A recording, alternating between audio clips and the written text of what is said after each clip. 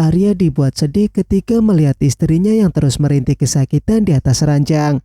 Mereka merantau ke kota karena minggat dari rumah akibat tidak direstui.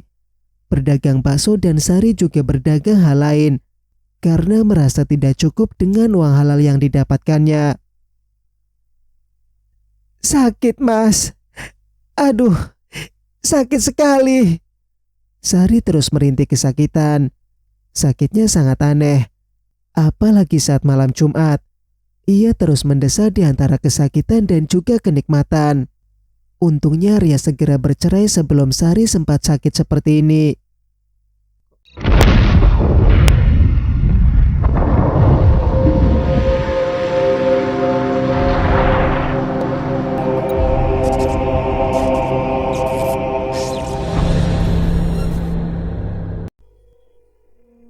A'udzubillahi minasyaitonirrajim. Bismillahirrahmanirrahim. Assalamualaikum warahmatullahi wabarakatuh. Kembali lagi di channel Sampul Hitam. Untuk cerita kali ini, Mang Sukir akan menceritakan sebuah kisah yang berjudul Susu Kalajengking. Cerita ini ditulis oleh Novita Jungkook. Cerita ini bisa dibilang lanjutan dari cerita hantu Maharani. Oke, sebelum Mang Sukir lanjut bercerita, Mang Sukir minta dukungan dari teman-teman untuk share channel ini agar channel ini semakin ramai. Dan bagi yang belum subscribe, untuk subscribe channel ini dan nyalakan notifikasinya agar teman-teman tidak ketinggalan cerita-cerita dari Mang Sukir. Dan seperti apakah untuk cerita kali ini? Ini dia kisahnya. Selamat mendengarkan. Pasangan yang sama-sama tidak mendapatkan restu dari kedua keluarga kini tersenyum bahagia setelah menikah secara siri di masjid terdekat. Baru setelah itu mereka berangkat menuju kota untuk merencanakan hidup ke depannya. Dengan uang yang Arya miliki, mereka mengontrak rumah kecil di pinggir jalan untuk membuka usaha kecil-kecilan. Berdagang bakso karena Arya pintar memasak. Hari pertama mereka berjualan bakso. Kok belum ada pembeli ya, Mas? Sari melihat ke arah jalan. Sabar, kan kita baru buka. Mungkin orang masih belum tahu, Dek, jawab Arya. Semoga nanti kedepannya laris manis ya, Mas. Sari memeluk pinggang suaminya. Amin. Bisa untuk kita hidup bersama saja sudah alhamdulillah, jawab Arya memeluk balik istrinya. Warung ini sekalian untuk mereka tinggal di bagian belakangnya, jadi bisa untuk menghemat uang yang pas-pasan. Karena hanya Arya saja yang membawa uang saat kabur dari rumah. Sari hanya punya cincin dan gelang di tangan. Arya melarangnya saat Sari akan menjual, karena uang ini saja bisa cukup walau harus dihemat-hemat. Karena hidup di kota sangatlah besar biayanya, semua serba beli dan harganya pun sangat mahal. Mas mau ngapain? Tanya Sari dengan suara manja. Masak. Kita belum makan malam ini, jawab Arya tersenyum manis. Makan baksonya saja, Mas. Kan bisa lebih irit. Besok saja masaknya, usul Sari. Mereka pun memakan bakso yang akan dijual tersebut sambil menunggu pelanggan yang mungkin akan singgah. Pengantin baru sangat menikmati masa-masa bahagia mereka ini. Berharap nanti kedepannya akan bisa sedikit lebih naik hidupnya. Arya hanya bisa berharap rezeki dari berjualan saja. Mau kerja ya kerja apa? Karena dia tidak punya lulusan yang bisa dipakai untuk melamar di perusahaan. Besok Mas coba melamar kerja di sana. Arya menunjuk bangunan dengan sendoknya. Mau kerja apa, Mas? Sari mengikuti pandangan suaminya. Bangunan, kan tidak butuh ijazah, saut Arya. Sari mengangguk setuju dengan usulan suaminya. Arya pekerja yang gigih, tidak ingin bila istrinya sampai kelaparan dan merasa itu adalah salahnya sepenuhnya. Cita-citanya adalah menjadi orang kaya dan bisa pulang kampung. Kalau buka usaha laundry, modalnya besar ya, liris Sari. Tunggulah nanti kalau sudah ada uang, Dek. ujar Arya tersenyum manis. Senyum yang membuat mata istrinya begitu kagum. Rasanya begitu bahagia karena mereka sudah resmi menjadi suami istri dan sekarang sedang berusaha menata hidup. Karena sudah malam dan pelanggan juga tak kunjung datang, Arya menutup warung baksonya. Sari memasukkan semua bakso ke dalam kulkas kecil yang mereka baru beli juga. Semua perabotan masih baru, walau bentuknya sangat mungil karena disesuaikan dengan keuangan. Makan bersama, bekerja pun bersama. Kini pasangan sama-sama merebahkan diri di kasur kecil mereka. Sari melingkarkan tangannya di pinggang Arya. Darah berdesir kencang dan timbul hasrat yang belum pernah mereka lakukan sebelumnya. Sari terus mendesak karena Arya bermain di leher hingga turun ke dada. Sama-sama masih pemula dan tidak tahu cara yang handal. Yang penting bisa merasakan indahnya bersama-sama dengan pasangan yang sudah halal. Singkat cerita, Sari membuka mata ketika cahaya matahari sudah menerobos masuk lewat jendela. Ternyata hari sudah sangat siang. Tubuhnya terasa sangat letih karena tadi malam melayani suaminya. "Mandi dulu, Dek. Sudah Mas siapkan airnya," ujar Arya. "Kamu udah mandi, Mas?" Sari masih duduk di atas kasur. "Sudah, Mas sholat subuh tadi," sahut Arya kalem. Tersenyum malu karena ternyata malah dirinya yang tidak sholat. Pastilah Arya sudah berusaha membangunkan Sari. Namun Sari memang sangat susah dibangunkan saat subuh. "Maaf ya kalau aku susah bangun." Sari mendongak menatap wajah suaminya. "Lain kali jangan diulangi ya. Sholat itu kewajiban kita sebagai umat muslim," nasihat Arya. "Iya," Sari mengangguk. Cara bicara suaminya yang sangat lembut membuat hatinya berbunga-bunga. Arya sudah mulai menata warung dan siap dibuka. Sari segera bergegas mandi sambil merasakan rasa perih di bagian bawahnya. "Udah buka ya, Bang?" tanya dua orang gadis. "Baru mau buka. Silakan mampir," Arya menyambut ramah. "Gile, ganteng banget abang baksonya," bisik gadis yang rambutnya pendek. "Iya, ganteng banget." Yang rambut panjang pun terpesona juga. Kedua gadis itu segera duduk untuk menunggu pesanan mereka, sambil terus bergosip tentang bagaimana tampannya Arya. Pandangan mereka tidak lepas dari Arya yang sedang membuat bakso. "Ini silahkan, semoga suka ya," Arya berkata ramah. "Suka banget kue, Bang," jawab yang rambut panjang. "Terima kasih." Arya membungkuk dan segera pergi dari meja mereka.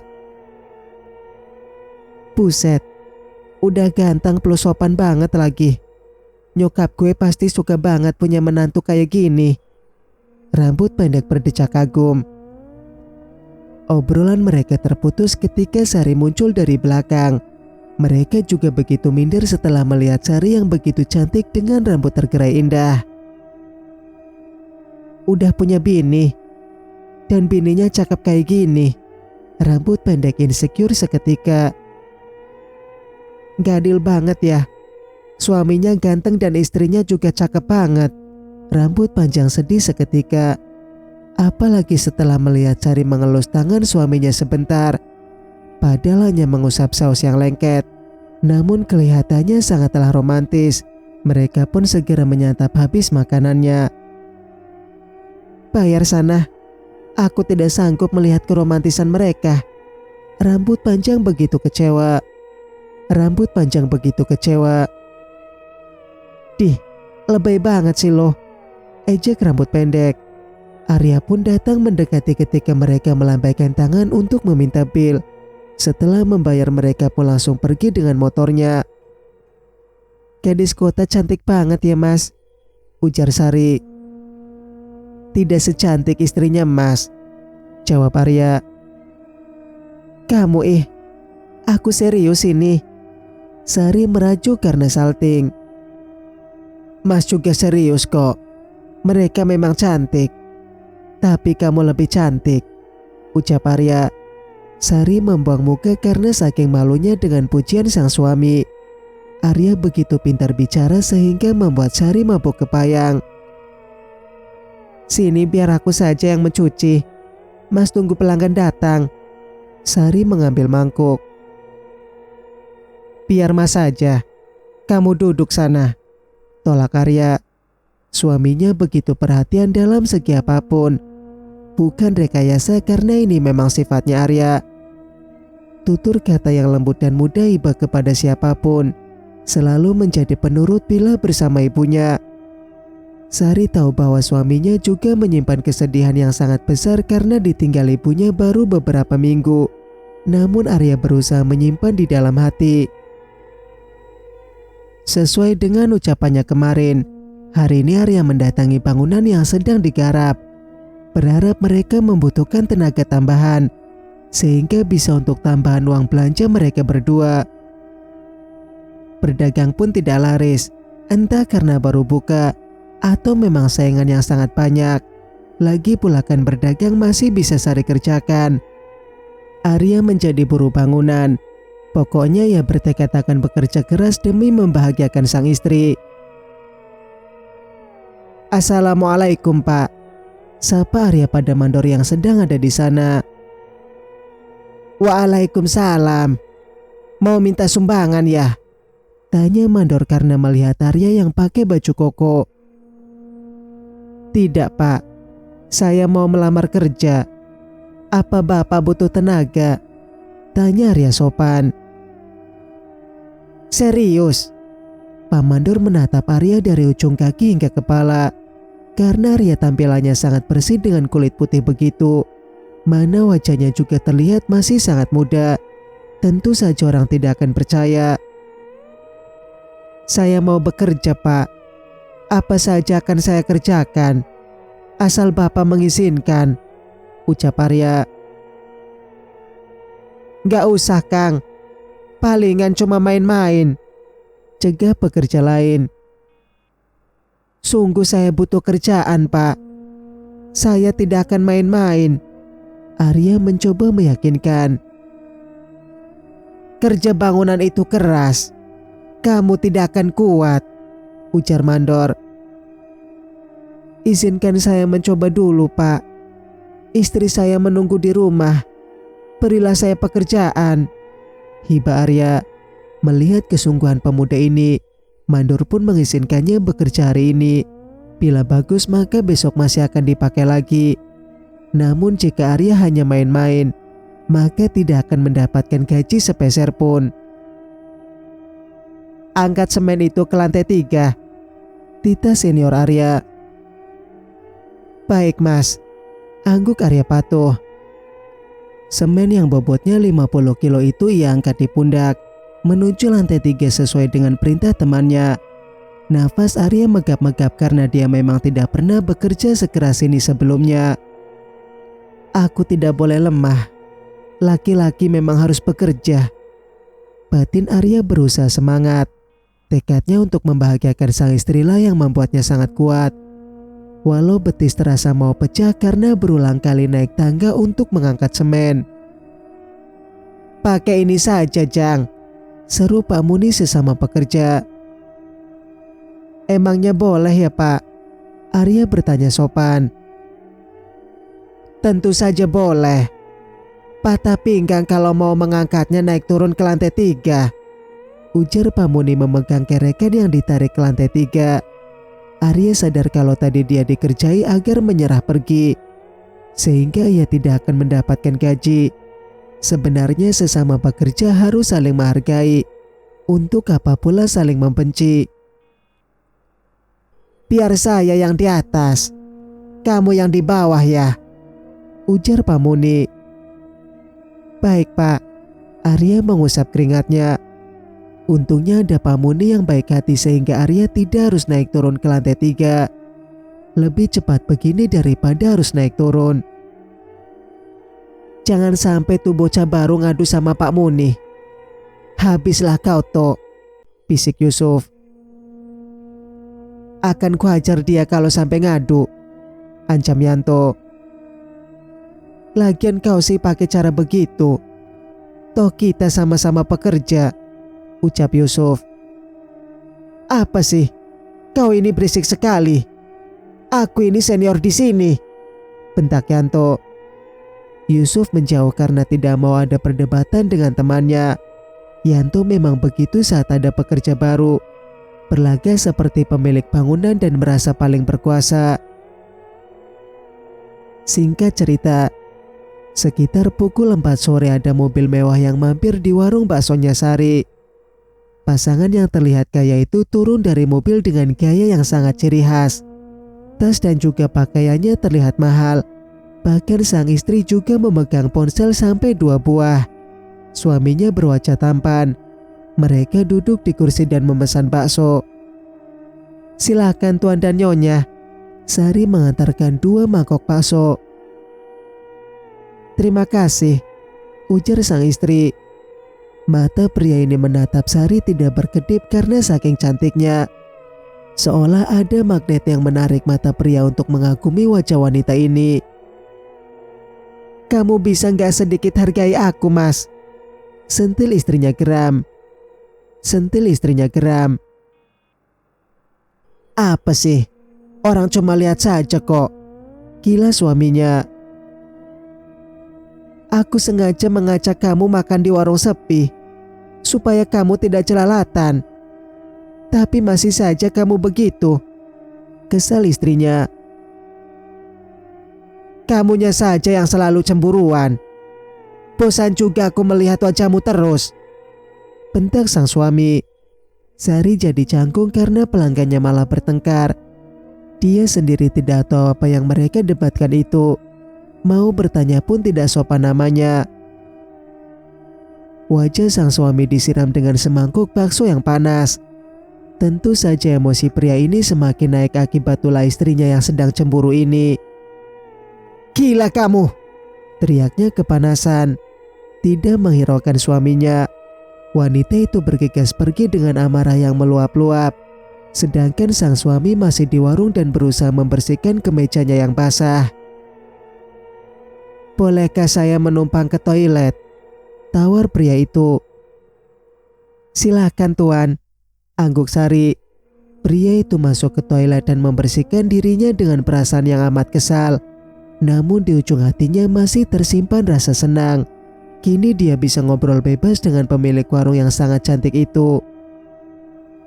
Maaf ya mbak, jadi ngotori warungnya, sesal pria ini. Tidak masalah, jawab Sari ramah. Nama saya Rudi. Ini kartu nama saya. Rudi memberikan secari kertas nama. Sari bingung kenapa harus memberikan kartu nama. Mau buat apa juga. Pria itu terus tersenyum kepadanya sehingga membuat Sari merasa risih. Ini uangnya, simpan saja kembaliannya, ucap Rudi memberikan selembar kertas merah. Ada kok kembaliannya tuan. Sari bergegas mengambil kembalian.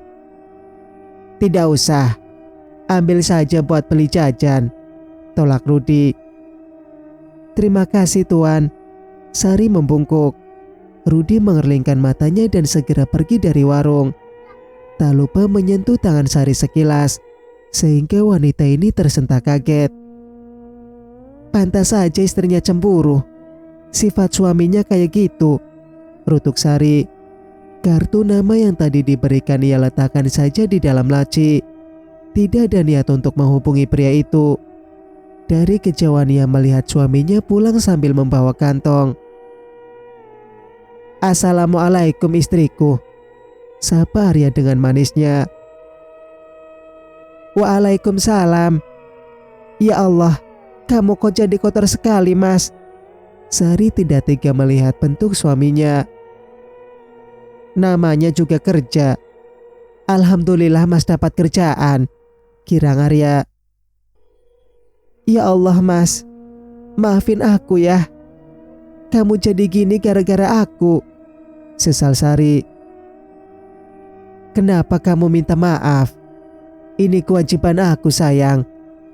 Arya mengelus kepala istrinya.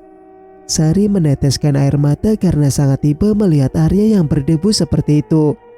Bahkan kulit putihnya bercelemongan dengan semen. Singkat cerita, di tempat lain, sebagai kakak yang memang tanggung jawab kepada adik semata wayangnya, Purnama terus berusaha mencari tahu keberadaannya Arya. Ada sedikit rasa penyesalan di hatinya karena sudah terlalu keras ketika menentang hubungan Arya dan Sari. Kini dia tidak pernah diam di rumah karena sibuk mencari Arya.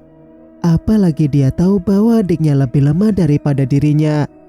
Karena mereka memang bukanlah manusia sebagaimana lainnya. Bahkan sampai sekarang pun, Purnama masih hidup berdampingan dengan arwah kakaknya yang sudah lama meninggal dengan tragisnya.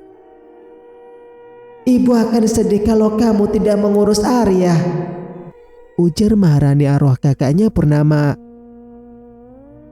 "Dia pergi karena tidak mau kuurus. Kenapa menyalahkan aku?" geram Purnama. "Sari belum tentu menjadi inang bagi Jin. Kau kan belum melihatnya jelas juga," balas Maharani. "Tapi Jin itu bisa kurasakan kalau sangat jahat," bantah Purnama. "Pokoknya kau cari dulu dia," titah Maharani. Purnama mengelilingi kampung untuk mencari informasi tentang keberadaan adiknya. Namun sama sekali tidak ada orang yang pernah melihat Arya bersama Sari. "Istirahatlah, Dek. Kamu jangan keluar terus," nasihat Zidan suaminya Purnama. "Aku tidak bisa tenang, Mas. Di manalah sekarang adikku?" Purnama menunduk sedih. "Nanti kita cari sama-sama. Kamu lagi hamil muda begini," cemas Zidan. Kandungan Purnama memang sangat masih rentan. Zidan takut bila istrinya sampai keguguran dan anak mereka bisa tiada. Ditambah Purnama masih kerap menangis apabila ingat ibunya. "Sabar ya. Semoga Allah memberikan kita petunjuk," ujar Zidan memeluk istrinya. "Semua meninggalkan aku. Aku tidak punya keluarga, Mas," isak Purnama. "Kata siapa kamu tidak punya keluarga? Mas kan keluarga kamu. Nanti saat anak kita lahir pun akan jadi keluarga," ucap Zidan. "Ibu sudah pergi. Arya juga meninggalkan aku." Purnama mengusap air matanya. Zidan begitu terenyuh dengan ucapan istri kecilnya. Dia tahu bagaimana dan asal-usul istrinya ini. Di balik sikap tegas dan judes, maka tersimpahlah kelembutan hati yang mudah tersentil bila masalah keluarga. "Besok Mas akan mencoba mencarinya lagi. Semoga ada sedikit petunjuk," Zidan memberi harapan. "Tolong cari Arya ya, Mas," pinta Purnama. "Iya, asalkan kamu tidak membahayakan kandungan," ujar Zidan, berusaha untuk percaya dan berharap bahwa janji suaminya sungguh bisa menemukan keberadaan Arya. Purnama pun menurut dan mau makan demi janin yang ada dalam kandungannya. Zidan menghubungi temannya untuk mencari info. Dia menduga bahwa adik iparnya mungkin saja pergi ke kota karena kampung ini sudah disusurinya. Namun sama sekali tidak ada keberadaannya Arya dan Sari. Ditambah Bu Mima terus saja datang untuk melabrak Purnama dan menyuruhnya tanggung jawab, menyalahkan sepenuhnya kepada keluarga Purnama bahwa Arya lah yang mengajak Sari meninggalkan rumah. "Ya Allah, di mana mereka sebenarnya?" Batin Zidan sangat resah. Bagaimanapun dia juga tidak bisa tenang selama Arya belum ditemukan. Istrinya pasti akan terus berkeliaran tidak peduli siang ataupun malam. Karena darah siluman yang mengalir dalam diri Purnama, wanita itu sama sekali tidak mengenal rasa takut. Bahkan dia juga tak segan mengunjungi makam ibunya meskipun di tengah malam. Di tempat lain, Arya sudah keluar dari toilet dengan wajah yang segar. Meskipun tubuhnya terasa remuk karena lelah bekerja, melihat wajah istrinya saja sudah membuat lelahnya hilang. Nasi yang ia beli tadi langsung dibuka. "Kok kamu udah punya uang buat beli nasi? Katanya uang simpanan kamu sudah habis," tanya Sari. Tadi Mas minta gajian hari ini secara langsung. Alhamdulillah mandornya mau. Saud Arya mengeluarkan sisa uang. Gaji satu harinya 150.000 dan sisanya 100 karena Arya sudah membelanjakannya yang 50.000 rupiah. Mas, maafin aku ya. Sari memegang tangan suaminya dengan mata berkaca-kaca. Maaf kenapa sayang? Arya kaget melihat istrinya yang sedih. Gara-gara mau menghidupi aku, Mas jadi harus bekerja seperti ini, sesal Sari. Kerja itu sudah menjadi kewajiban Mas. Kamu tidak usah merasa bersalah. Semoga lebaran tahun depan kita sudah punya uang dan bisa pulang kampung, ujar Arya. Sari tahu bahwa suaminya tidak betah hidup di kota. Arya ingin selamanya tinggal di kampung, dekat dengan makam ibunya.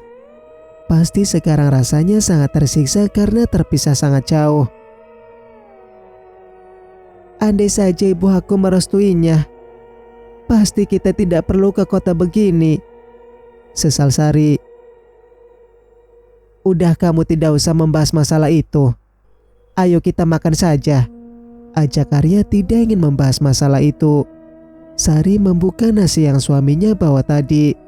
Lauknya ada 2 dalam 1 bungkus. Mungkin Arya memang sengaja membelinya 1 agar sedikit lebih hemat. Kamu yang makan ikannya, Mas telur dadarnya. Arya membagi lauk. Mas suka sekali sama telur dadar, ucap Sari sambil tersenyum. Iya, mungkin rasanya sama dengan buatan Kak Purnama. Arya teringat dengan masakan kakaknya. Begitu saja membuat hati Sari mencelos karena ucapan suaminya. Biar bagaimanapun dia pasti merindukan keluarganya. Kini tekad Sari adalah mengumpulkan banyak uang agar bisa segera pulang kampung dan tinggal di sana. Rasanya begitu menderita tinggal di kota tanpa keluarga. Hidup pun serba pas-pasan karena biaya di kota sangatlah mahal. Sebenarnya kita salah langkah ndak Mas? Tanya Sari pelan. Maksud kamu apa dek? Arya balik bertanya. Dengan uang kamu yang itu, sebenarnya kita bisa membangun rumah kecil bila di kampung, ucap Sari. Namun pasti kita tidak tenang. Ibu dan juga Kak Purnama pasti akan sering datang untuk marah-marah kepada kita, saud Arya. Sari menghembuskan nafas kasar karena memang rasanya serba salah. Memang dengan uang itu mereka sudah bisa membangun rumah kayu kecil bila di kampung. Satu hal yang bila mereka tidak pergi ke kota, kedua belah pihak keluarga pastinya akan datang untuk merecoki hubungan mereka. Bu Mima pasti akan setiap hari marah-marah menyalahkan Arya. Sekarang saja dia tiap hari datang menemui Purnama untuk meminta pertanggungjawaban. Padahal bukan sepenuhnya salah Arya. Mereka sama-sama saling mencintai. Awalnya Purnama pun tampak setuju saja dengan pilihan adiknya. Hingga suatu hari ia melihat sesuatu yang sangat berbeda dalam diri Sari. Sehingga membuat wanita yang tahu banyak tentang hal gaib itu melarang keras tekad Arya untuk menikahi Sari. Bersambung, nantikan kelanjutan ceritanya di video berikutnya. Mang Sukir pamit. Wassalamualaikum warahmatullahi wabarakatuh.